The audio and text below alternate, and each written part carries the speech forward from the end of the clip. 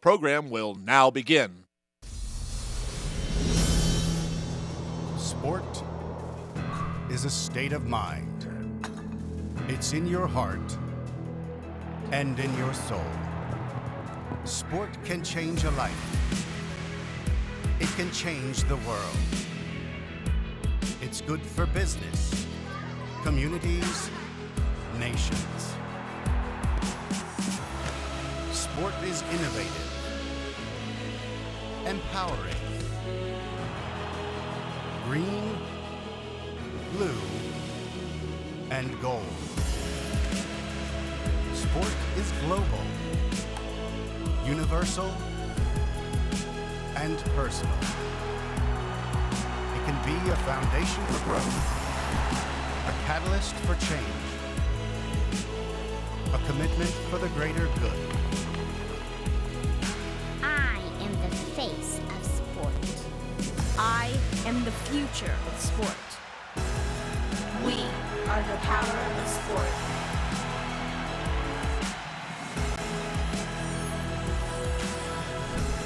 Welcome to the 2015 Doha Goals Forum.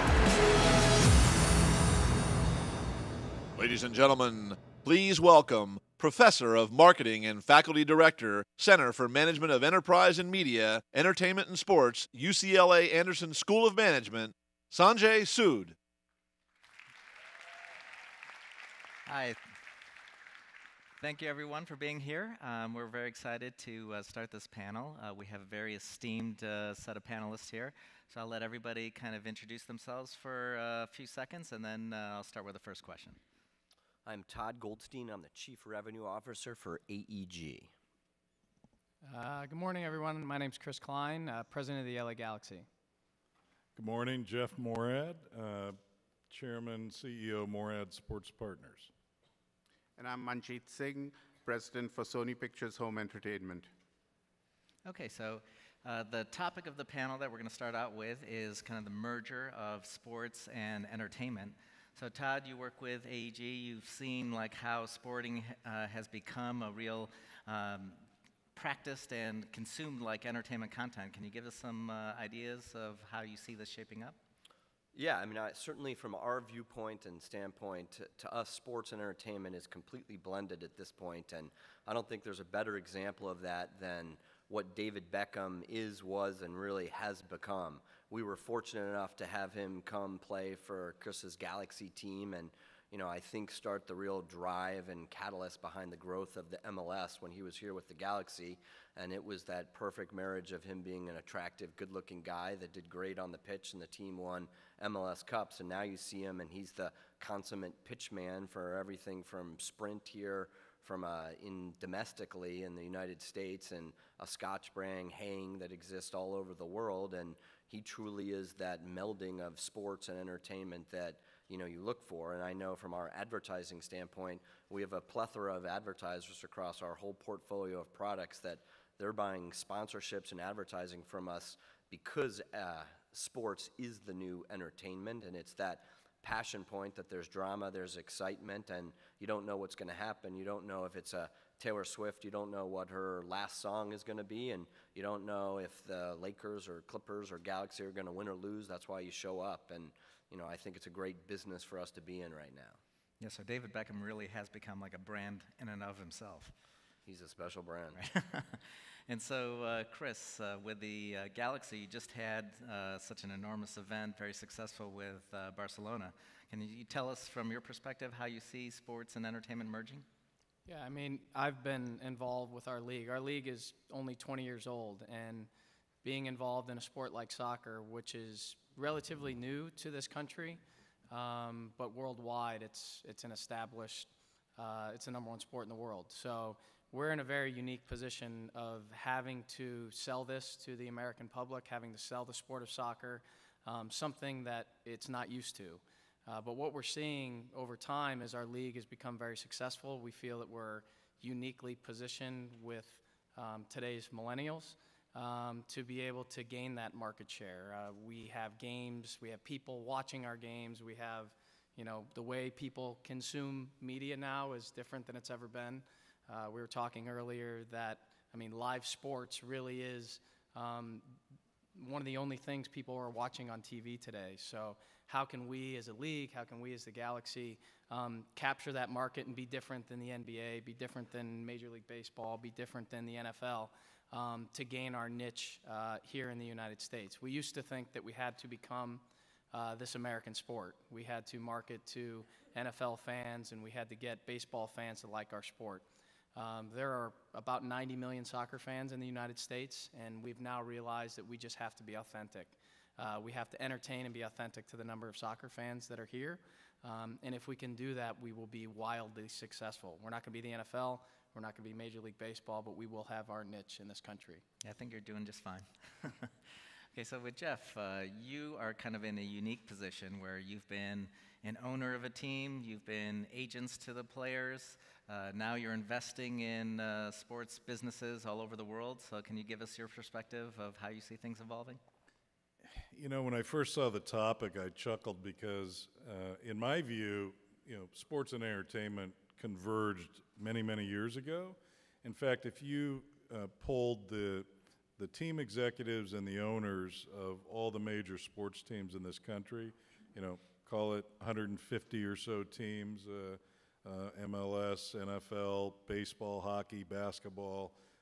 If you then even went to the minor leagues of the different sports and you asked them what business they were in, virtually every person would tell you they're in the entertainment business. So, you know, I mean, from a team standpoint, I promise it's all about entertainment. It's about how you deliver, you know, highlights to fans, how you take care of them in game, how you entertain them literally from the moment they walk in a ballpark till the moment they leave, and then how you keep you know, a hook in them when they leave, and how you entertain them through your broadcast partners and your sponsors, and how you keep them engaged going forward. So in my view, you know, at least from a team standpoint, it is entertainment. It's all entertainment. I mean, it's about, you know, delivering, you know, much as Todd and Chris said, you know, a product to fans that they can relate to and that they can, you know, feel a connection to. From a player standpoint, you know, look, we thought we were in the entertainment business years ago when we were representing players, and the truth is, it's only gotten bigger. You know, athletes today are, you know, mega stars, you know, the LeBron James, the David Beckhams, you know, these players are, you know, superstars globally around the world. And I think that if anything embodies what entertainment is, it's sports. Okay, Manjeet, you've had a very unique experience with Sony in developing the relationship with the IPL Cricket League in India. And so can you give us some perspective on how like sports travels worldwide? Sure, and just to clarify, home entertainment and sports don't necessarily have much in common because obviously everything is live. But I have had the unique experience of working with our broadcast operation in India.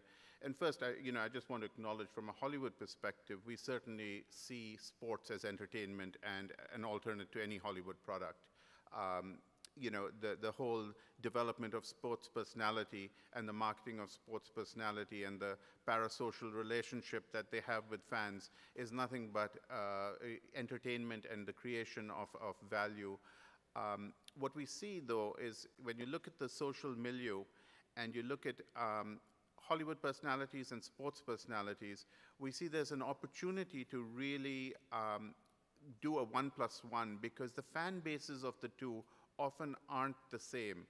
And by bringing in Hollywood personalities into sports as team owners, as potentially members of the audience, you actually help fans' self-worth and image of themselves, which is powerful in and of itself. But it's also the fact that Hollywood personalities' fan bases are often different from sports personalities.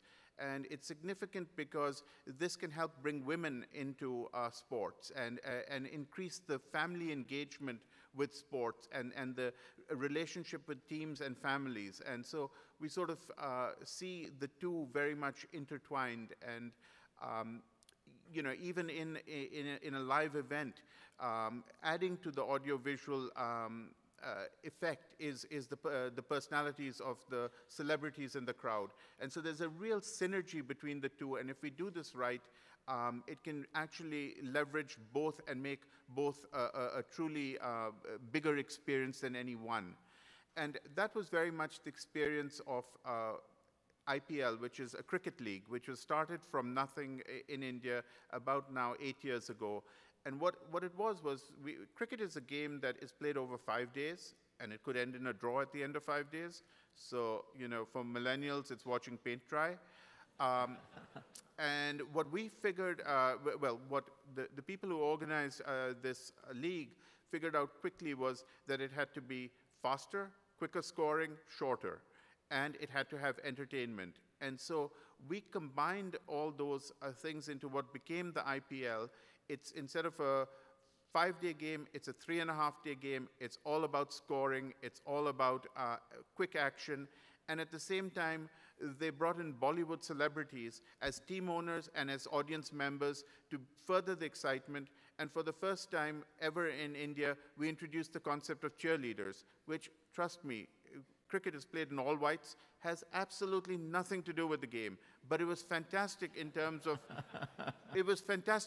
raising the excitement and creating true entertainment. It is actually the ultimate marriage of sports and entertainment, and it drew a lot from the learnings all over the US and Europe. And so I believe that both Hollywood and sports can really go together and create great synergies. And so, Manjeet, just give us an idea of what are the viewership ratings like for some of these matches in India? So over the course of a tournament, we have 200 million people watching the tournament. 200 million people is, we show the Super Bowl in India, and that gets about 6 million people.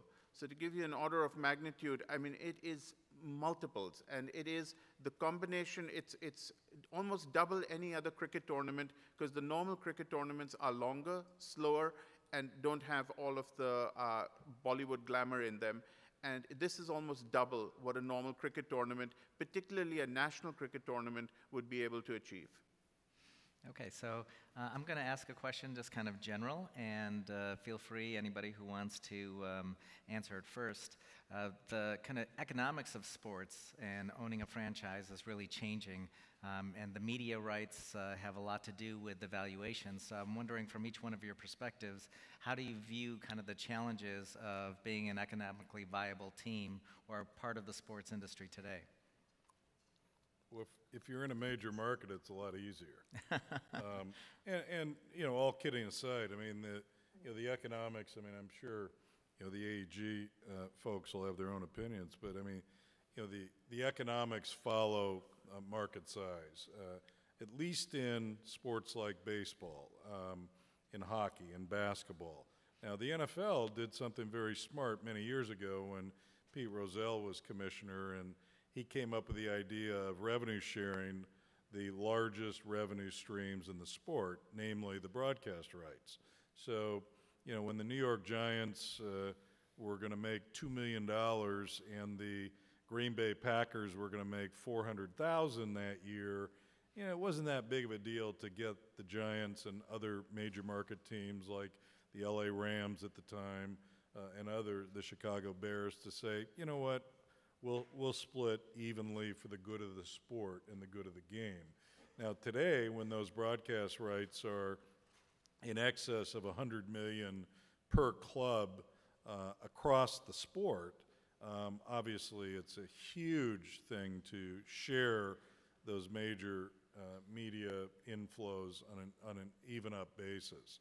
So whether you're the Green Bay Packers or Kansas City Chiefs, or you're the New York Giants, you know, you get the same share of the national broadcast contract. Now in baseball, in basketball, in the other sports, you know, teams are really in a bit of a free-for-all in terms of what they can get. White Artie Moreno spend the time trying to get the Angels changed name-wise from Anaheim to Los Angeles, all about media rights, all about being, more closely associated with Los Angeles, obviously a major media market. So it's in my view, again, having come out of 2 team experiences in baseball in Arizona and in San Diego, and frankly overseeing the broadcast negotiations in each city for each team, I promise you, nothing is more important than what those media rights look like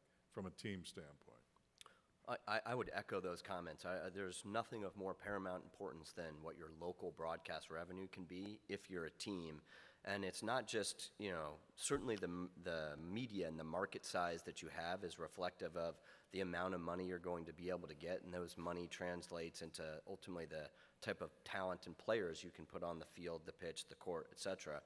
But in addition to that, you want a good, robust broadcast partner who cares about you, cares about the team, and is going to promote you, because ostensibly that is your link, that is your kind of window into every game that takes place on TV, where you want everyone to tune in when they're not in the stadium, when they're not at the rink. And I think having that great local broadcast partner can literally help you win championships. I mean, I'd like to think that Chris and the Galaxy, who have had a ton of recent success, they have the best local broadcast deal that exists in the MLS. It enables them to go out and sign some of the biggest stars in the world, whether that's Steven Gerrard, Robbie Keane, or David Beckham years ago, and now he's got a new player that is coming that will, I think, transform the league.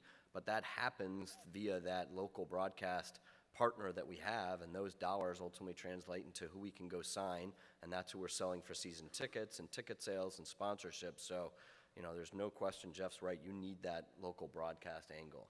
And for our league, I mean, we're in a position where it's the next step for us. I think the media rights deal in the NFL is $6 billion. We just increased ours. We have a new TV deal with Fox and ESPN and Univision, and we increased it 500%. But we went from 20 million, this is for the whole league, and we're the NFL model where we all share. We went from 20 million to 100 million. And that's to be shared across the league. The Premier League, you can watch more EPL games in the U.S. than you can watch in England now. They're coming into our market. Everyone wants to capture this market, and from a media rights standpoint, you said, I mean, it's live TV, and it's where people and how they want to consume it. So that's the next step for us. We don't have 4 days of scoreless action. We have 90 minutes, and so it's getting the people to understand the atmosphere in our stadiums, the players, to really feel what the product is that we're putting out there on the field. And Manjeet, you've paid for these broadcast rights, so how does it look from the other side? Is it getting too expensive, or are these things still worthwhile from your perspective? I mean, we are always amazed at the escalation in the cost of these rights, and continue to be shocked at the fact that we all end up paying for them anyway. So, we're as guilty as anyone of continuing the trend. I would just comment that, I think that some of the leagues really are trying to go international. We broadcast the NFL, the NBA, UFC, people like that. And it's interesting, while the reception is slow, it is coming, and there is growing international interest in more sports than, for instance, in India, just cricket.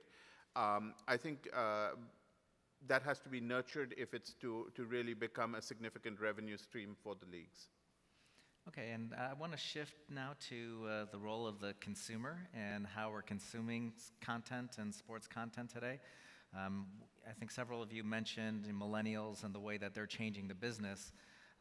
One of the things like Doha Goals is a good example of teams and athletes trying to give positive social welfare back to their fan base and communities. Can you each speak a little bit about that?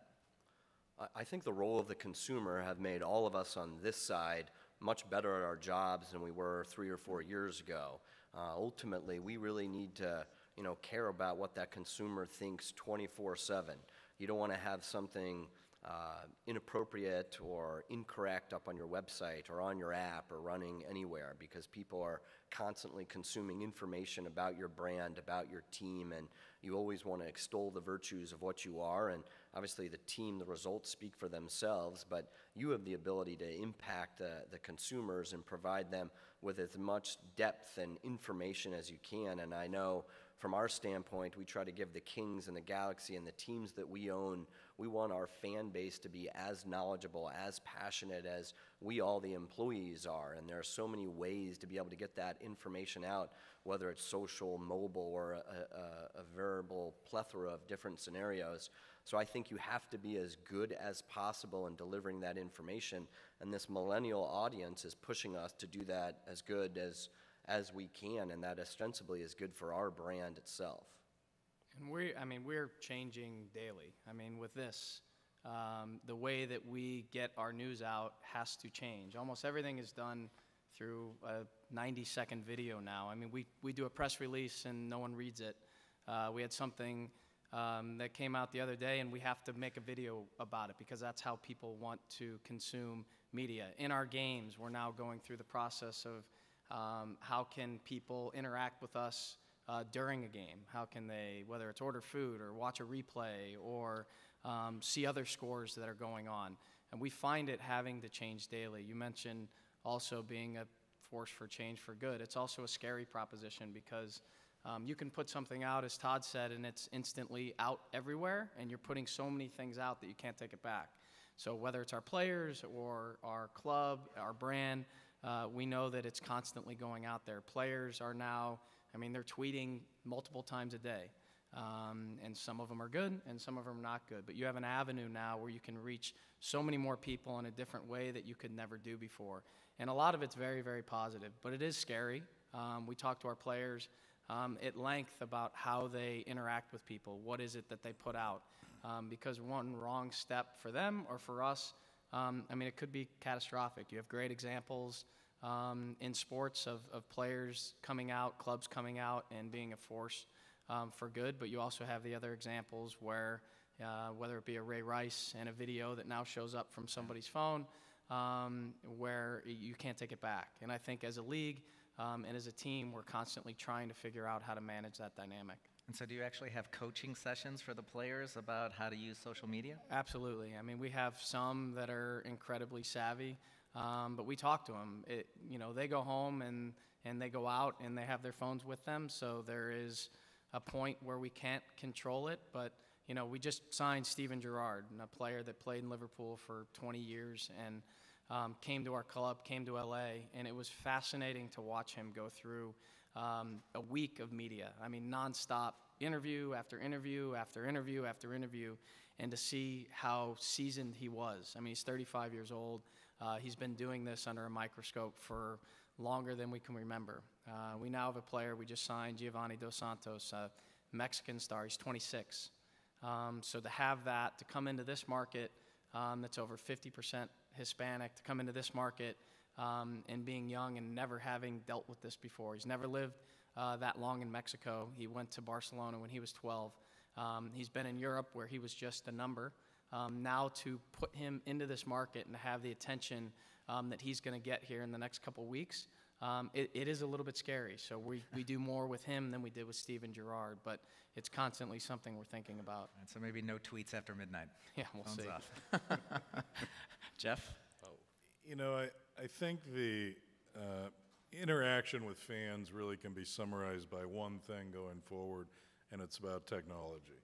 I mean, the technological changes that have occurred in the last, 10 years, let alone the last 2 years, maybe 2 months, is stupendous. I mean, compared to the way fans used to get their sports information, get their highlights, get their live feeds. It's changing by the minute, and I don't think.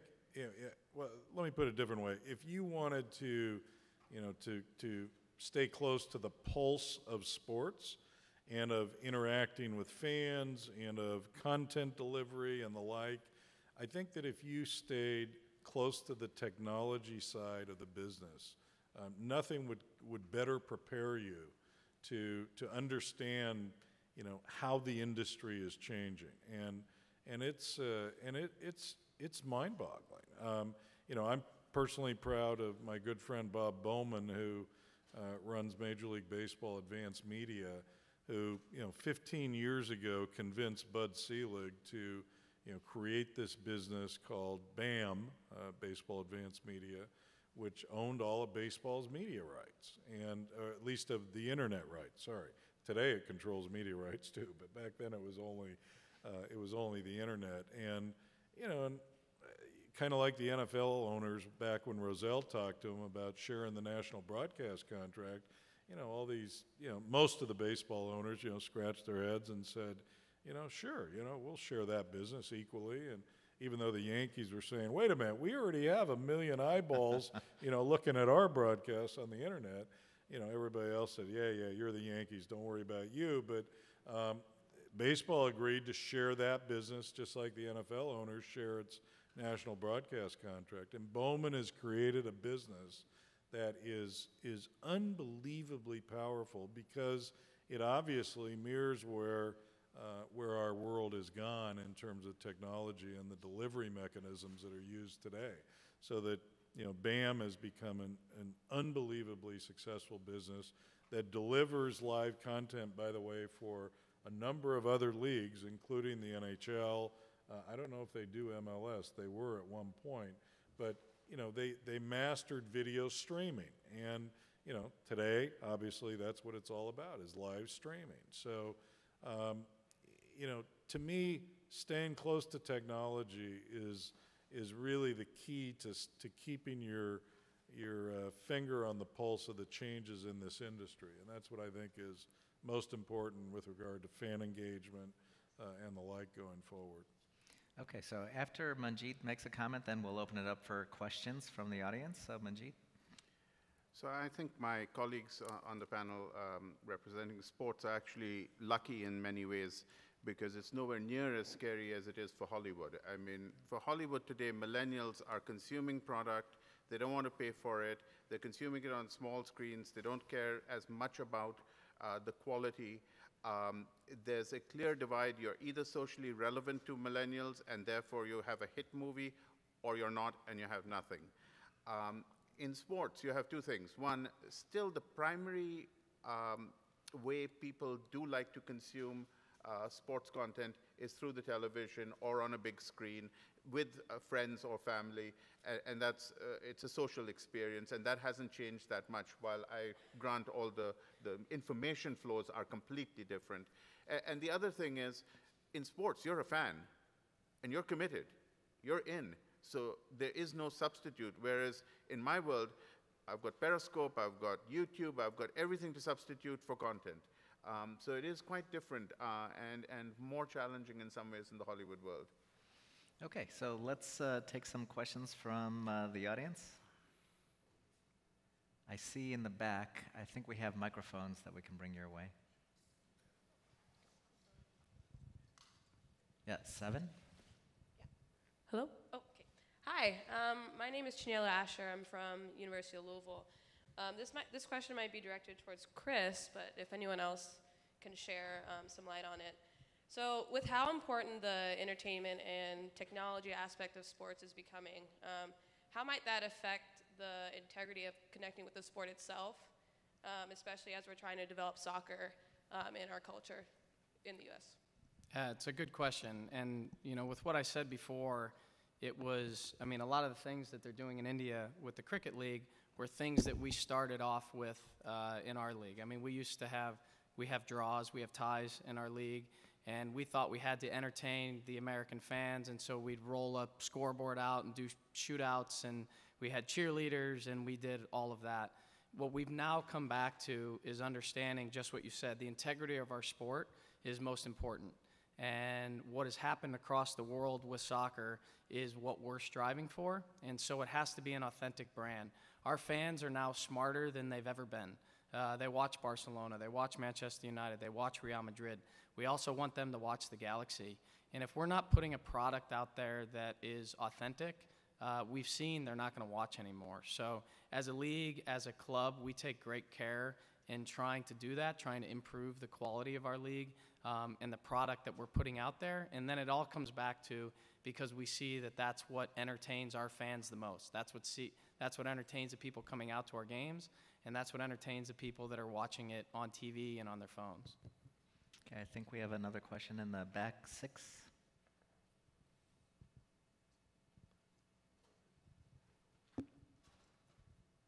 Hello, my name is Ritik Hookies. I'm from India.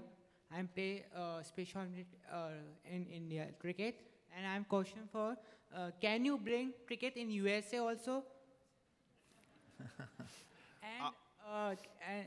And one cricket academy, unified cricket academy with special children and all normal children play together and learn. And the next game in special world game cricket also, and I will teach cricket lesson from the USA. I'm cricket coach in.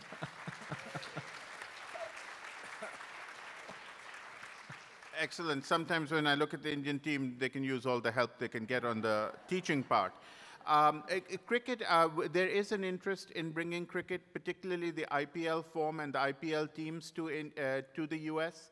There's a fairly large expat population here in the US, but there's also interest in general being created in universities. And if you go from JFK to Manhattan, the number of people playing cricket along the way is quite extraordinary. I've started counting how many times I see a cricket match being played. They play at Griffith Park here. So I think there's interest building, and it will take time for people to understand the sport. And obviously we compete with baseball, which is the national sport, which is similar. Okay, so maybe there's a job in your future. All right, so we're going to take a question from 8 in the back, and then there's a gentleman up here in the front also, if you can bring him a mic afterwards. Thanks.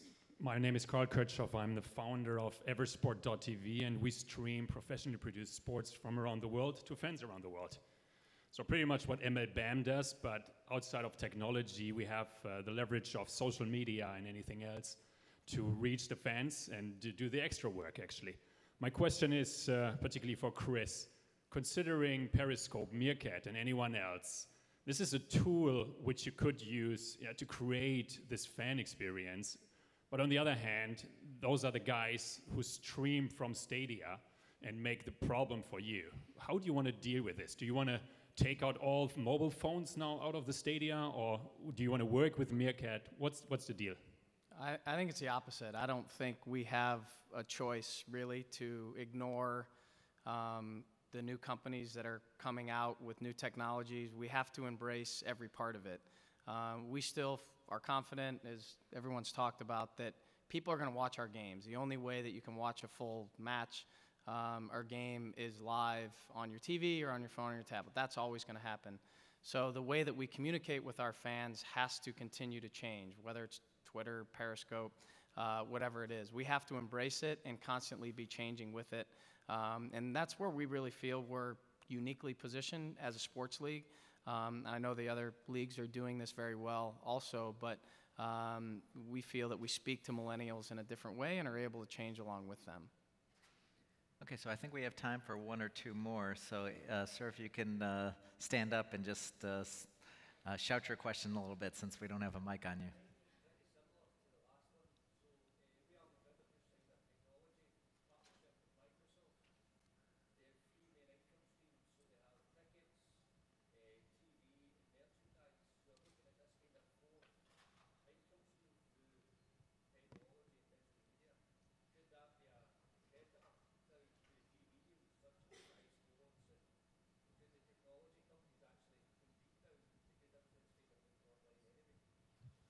Oh, we got a mic on you, so. Did you hear that, or do you want me to repeat it? Yeah. Yeah, so Real Madrid, for example, have just signed a technology partnership with Microsoft, so they can focus on this kind of 4th income stream, which is their fans. So they've got TV, they've got merchandise, they've got ticket sales, but they realise that they've got over 500 million online fans. How do they actually use that to create income? And could, maybe in 5 years' time, a Microsoft or a tech company actually compete with the TV deals?